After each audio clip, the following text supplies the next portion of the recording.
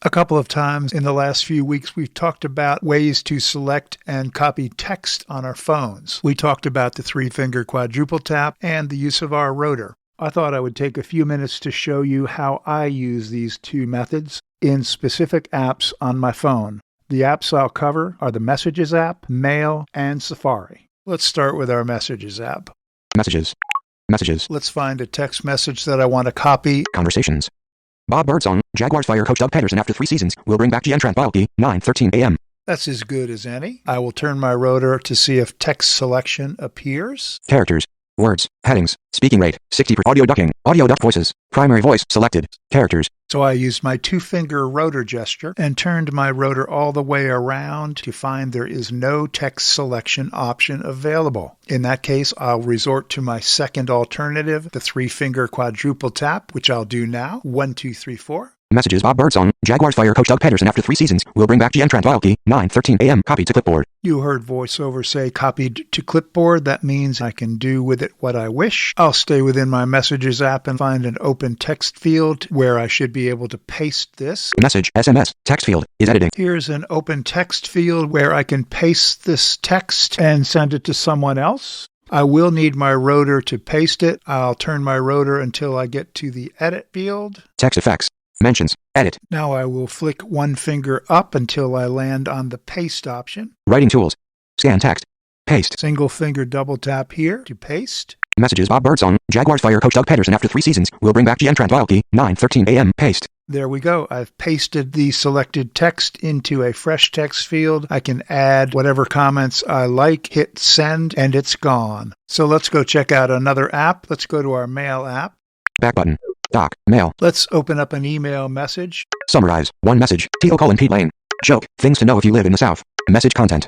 1. A possum is a flat animal that sleeps in the middle of the road. So our first step again will be to check our rotor to see if the text selection option is available. I'll turn my rotor. Characters, words, lines, text selection. You heard it. Text selection is available. So I will leave the rotor where it is. Now I need to determine the unit of text that I wish to select. I'll flick up with one finger. Line selection. Word selection. We have lines and words. If I keep flicking up with one finger, I'll find other levels to select, such as characters, page, or select all. I think I will go back to lines. I'll flick back down. Line selection. So now in order to actually select the text, we flick to the right. 1. A possum is a flat animal that sleeps in the selected. So it copied the first line. I'll have to flick one more time to grab the rest of it. Middle of the road. Selected. I have selected the text. Our next step is to copy it, which means I need to go to my edit option in my rotor. So I'll turn my rotor back to edit. Edit. I will flick up until I find the copy option. Copy. One finger double tap and it's copied to my clipboard. I can go anywhere and paste it. I can go to a fresh email, send it to a friend, to my Messages app, start a fresh text message, and send it.